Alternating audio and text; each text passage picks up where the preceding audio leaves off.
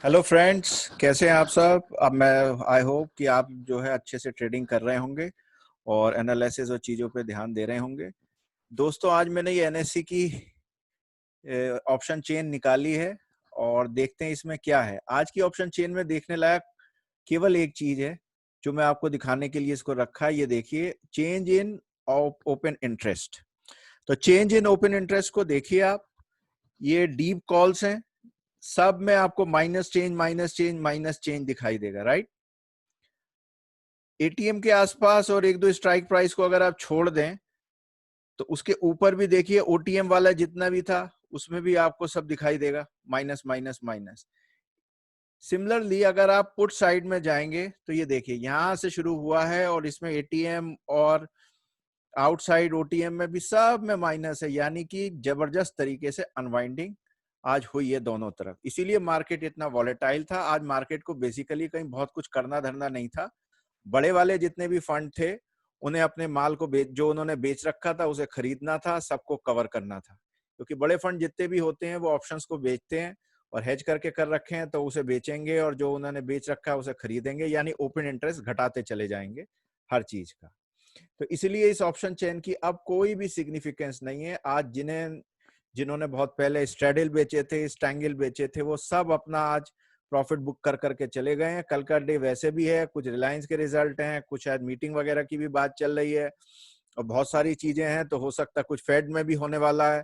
तो बहुत वॉलेटाइल रह सकता है मार्केट, इसीलिए सेफ साइड रह के सबने ज्यादातर अपनी पोजीशन को अनवाइंड कर दिया है। और इसी को कॉल या पुट की अनवाइंडिंग बोलते हैं, जिससे मार्केट में वॉलेटिलिटी बनी रहती है।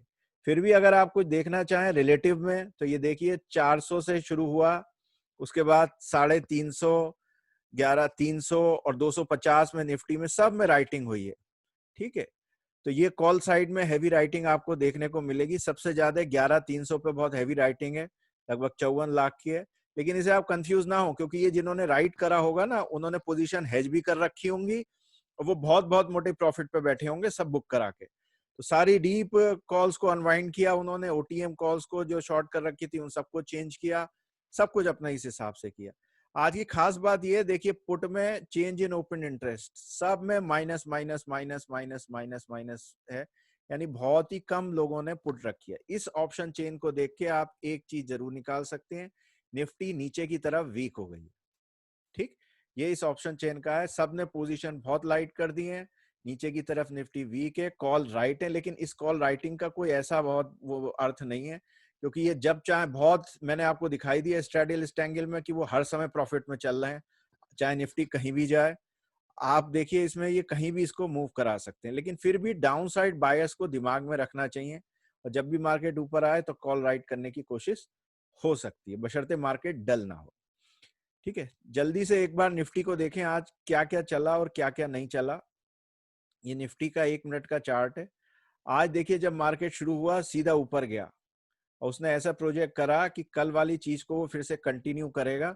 उसके बाद हो सकता है निफ्टी 11400 पहुंच जाए, और ऐसा लग भी रहा था क्योंकि कल जो लास्ट आवर्स में खेल हुआ था 2 घंटों में, उसने काफी कुछ इसी ढंग की पिक्चर बना रखी थी।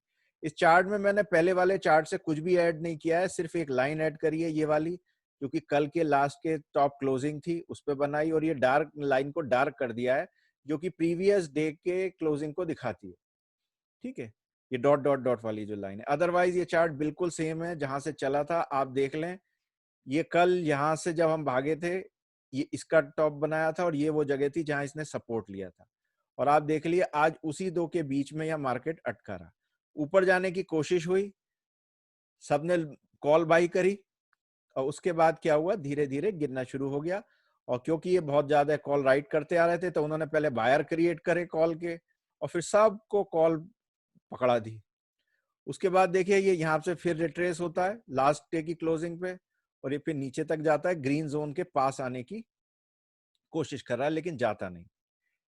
इसके बाद क्या हुआ, डे में कभी भी ये यस्टरडे के लास्ट क्लोजिंग के यस्टरडे का जो हाई था उसके आसपास जाने की कोशिश करता रहा, लेकिन कहीं कुछ नहीं हुआ। आखिर में यस्टरडे क्लोजिंग के भी नीचे चला गया, फिर इसके नीचे चला गया, और यहां से देखिए ये पूरा का पूरा नीचे जाता है, ग्रीन जोन को भी पियर्स करके इस सपोर्ट के आसपास आता है। यानी 11,150 के। अब ये दूसरे सपोर्ट की तरफ कोशिश नहीं कर पाया और यहीं से रिवर्ट बैक होके यहाँ ये रेजिस्टेंस ले देता। अब आप बताइए इससे आपने क्या कंक्लूजन निकाला?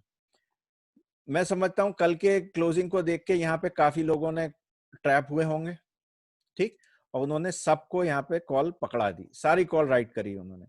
यहीं पे अगर आप इसको इस जगह इसे पकड़ सकते थे, ठीक, जब ने इसने इसको तोड़ना शुरू कर दिया था, ये एक पॉइंट था और इसको यहां से इस कैंडल के लो तक आ सकते थे, ये आपको एक शॉर्ट मिल सकता था, क्योंकि अब मार्केट ऊपर जाने की स्थिति में लग नहीं रहा था। ये सबको कैच कराने वाले जो थे ये फ्यूचर वाले ट्रेडर्स ने कैच करा होगा ये पॉइंट, जो इसको ले सकते हैं रिट्रेसमेंट को, और फिर उन्होंने यहाँ पर ट्रेड किया। और मुझे लगता है इन्हीं को ये फिर भी ट्रैप हुआ होंगे, कहीं यहाँ जाके इनका stop loss, trailing stop loss इसके आसपास हिट हुआ होगा, तो वो भी कोई बहुत ज्यादा नहीं ले पाए होंगे, थोड़ा बहुत ही स्कैल्प कर पाए होंगे।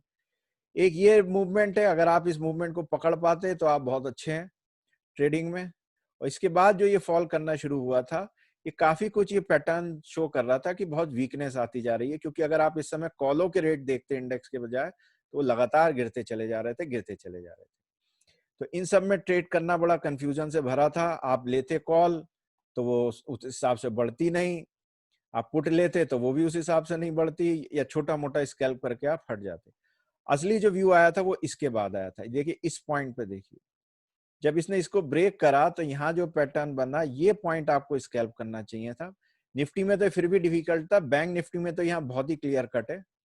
और उसके बाद जो फॉल आया, आपको एटलीस्ट इस तक को कैच करना चाहिए। इसके बाद का फॉल किस्मत वाले के पास था, ये जो सेकंड फॉल बना है। अगर आप उसे रख के रहे, क्योंकि यहाँ से आप लेके जाते तो वो कहीं ना कहीं आप उसे निकाल ही देते, और इसने एक फिर बायस क्रिएट कर दी कि भाई कहीं ऐसा तो नहीं इसके बाद फिर यहाँ पे चला जाए, जो जा भी सकता था। इसलिए इस जगह तो आप कहीं ना कहीं नहीं बेच पाते, लेकिन ये जो था ये आप इजीली कैप्चर कर सकते थे, चाहे वो यहाँ से शुरू करते या यहाँ से, स्पेशली यहाँ से। यहाँ से कैश करके अगर थोड़ा सा रखते तो यहाँ आ जाता। ये वाला थोड़ा सा फिर ट्रिकी था और किस्मत वाला ट्रेड था, हो सकता है मिल जाता, और ये चीज बनी। आप देखिए बैंक निफ्टी में इसके पैरेलल क्या हुआ। देखिए बैंक निफ्टी बिल्कुल क्लियर कट था अगर आप देखो तो, ठीक है। बैंक निफ्टी शुरू में वही पैटर्न, ऊपर गई कैंडल और वहां से नीचे फॉल आया, इसी फॉल में करा होगा आपने जो कुछ करा होगा। यहाँ ये पैटर्न बड़ा हेजी सा है, किस डायरेक्शन में चला जाए।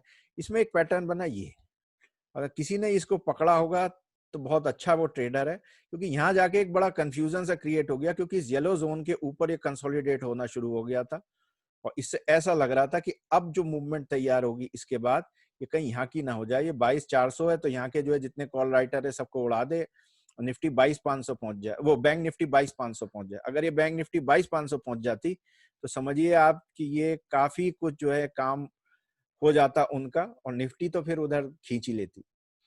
लेकिन ऐसा हुआ नहीं। इस कैंडल के बाद से यहाँ जो ये आके अटकने लगा, खासतौर से इस पैटर्न के बाद, उससे समझ में आ गया कि अब इसमें उतना दम नहीं है कि ऊपर जाए, और यहाँ आपको ये कैच करना चाहिए था, ये वाला सेगमेंट।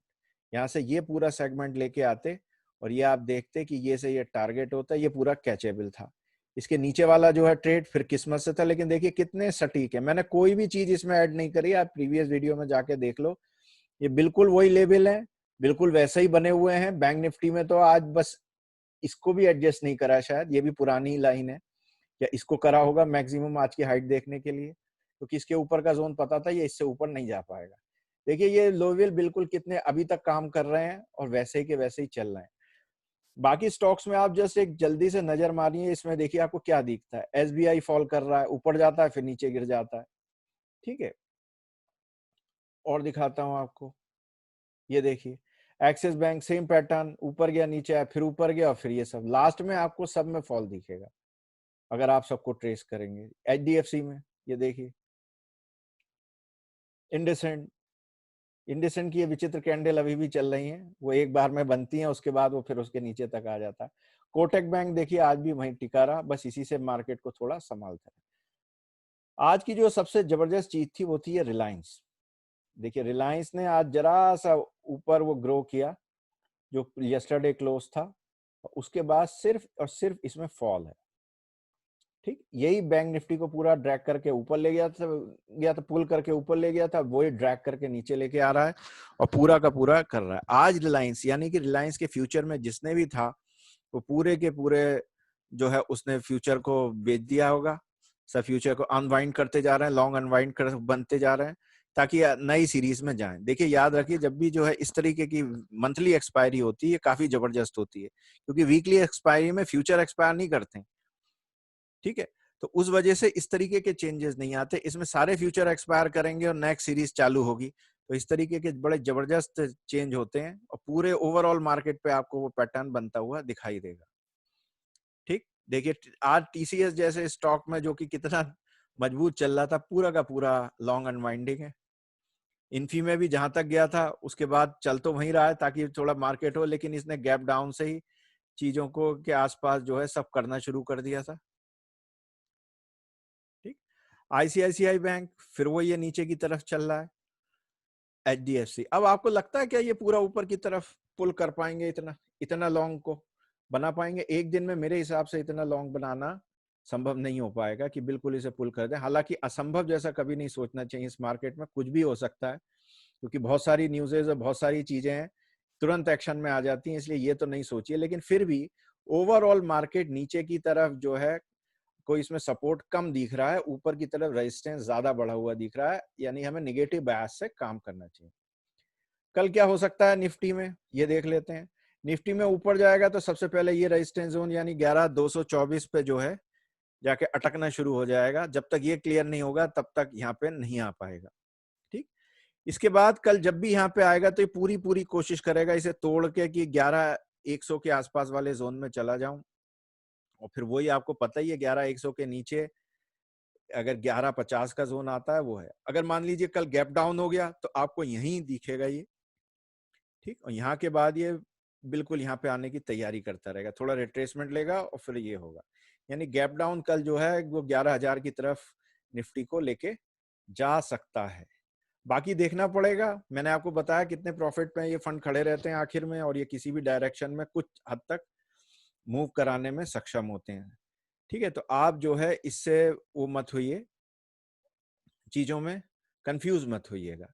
तो ये तो मैंने जो है आपको दिखाने के लिए बनाया कि क्या चीज क्या है। अब थोड़ा सा कल वाला चीज जो हम काफी समय से लेते चले आ रहे हैं, थोड़ा सा उसको जो है ट्रैक कर लेते हैं कि स्ट्रैडल स्टैंगल क्या सिचुएशन चल रही है, उसमें क्या हो रहा है।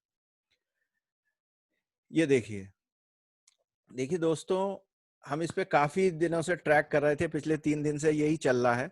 और मैं आपको फिर बताऊं कि वो जो स्ट्रेडल जो हमने यहां से ट्रेस करना शुरू किया था 215 से, निफ्टी के इतने हालात के बावजूद आज 103 रुपए पे बंद हुआ। यानी अगर किसी ने 3 दिन पहले ही इसको स्ट्रेडल को राइट किया होता तब तक निफ्टी के वो 100 से ज्यादा पॉइंट को ले चुका होता, 110 पॉइंट ले चुका। तो इसमें 10 पॉइंट आपने जो कॉल और पुट बाई करी थी हेज के लिए उसके निकाल दो आप, तो भी आपके पास 100 पॉइंट हैं, और उसमें आप ब्रोकरेज या कुछ स्लिपेज अगर निकाल दो तो भी 90 पॉइंट आपके कहीं नहीं गए। ये है स्ट्रेडल की ताकत, जिसे ये चल करते चले जा रहे हैं, और आप इसमें कुछ भी नहीं करना, आपको देखते जा रहे हैं। स्ट्रैंगल और देख लेते हैं अपना, स्ट्रैंगल में क्या चल रहा है। हमने कहीं यहां से इसे ट्रेस करना शुरू करा था 56 रुपए के आसपास, मैक्सिमम लॉस हुआ था 62 के आसपास हमने देखा था, और उसके बाद आज ये कितना है, 8 रुपए का है। तो आज इसे जिसने बनाया होगा उसे यहाँ एग्जिट कर देना चाहिए, क्योंकि अब अगर इनमें से कोई भाग गया, 11000 निफ्टी टूट गई, तब ये बहुत तेजी से ऊपर की तरफ भाग जाएगा और फिर कंट्रोल नहीं होगा। तो आप देखिए पिछले 3 दिनों में जो है इसने 50 पॉइंट लगभग निफ्टी के ले लिए हैं, यानी स्ट्रैडल ने लगभग 100 के आसपास और स्टैंगल ने लगभग 50 के आसपास ले लिए हैं। अब आप लोग करते रहिए उसमें 20-30 पॉइंट के लिए हेजिंग करते रहिए अपने 20-30 पॉइंट के लिए, कोई भी स्कैल्प कर लीजिए, कुछ भी कर लीजिए। जिन लोगों ने इसे बनाया होगा आप देख लीजिए 60,000 के पे कितने परसेंट का रिटर्न हो गया, 7,500 का, और एक तरफ 3,500 का रिटर्न हो गया। तो आप इसके हिसाब से परसेंटेज ऑफ रिटर्न निकाल सकते हैं कि कितने परसेंट का रिटर्न हुआ। दोस्तों मुझे कई सारे क्वेश्चन आए, बहुत सारे लोगों ने इस चीज को, एफर्ट को अप्रिशिएट किया कि आपने स्ट्रैडल और स्टैंगल की स्टोरी को कहा, और आप इसमें कुछ और थोड़ा सा डिटेल बताइए कि कब स्ट्रैडल लेना चाहिए, कब करना चाहिए, क्या है। दूसरा, कुछ इंट्राडे प्लेयर्स थे, उन्होंने कहा कि साहब ये तो जो है इसमें मार्जिन ज्यादा लग रहा है, कुछ सस्ता वाला आप बताइए कि किस ढंग से कैसे किया जाता है, ये ऑप्शन को सेलिंग को कैसे करें, क्योंकि बड़ा रिस्की भी है, बड़ा चीजें भी हैं। तो दोस्तों मैं पूरी कोशिश करूंगा आने वाले टाइम में इस सीरीज को, पहले स्ट्रैडल के इस एक आध चीज को और बनाऊंगा इसे डिटेल में, और उसके बाद जो है मैं आपको ऑप्शन सेलिंग और ऑप्शन बाइंग स्पेशली बाइंग और स्कैल्पिंग के बारे में थोड़ा सा और बता दूंगा कि किस ढंग से उसको और अच्छे ढंग से करना चाहिए, ठीक है। तो again a disclaimer, this is just for educational purpose, please consult your financial advisor before taking any trade. So happy trading. Thank you for your support. Thank you for your encouragement. Thank you, friends.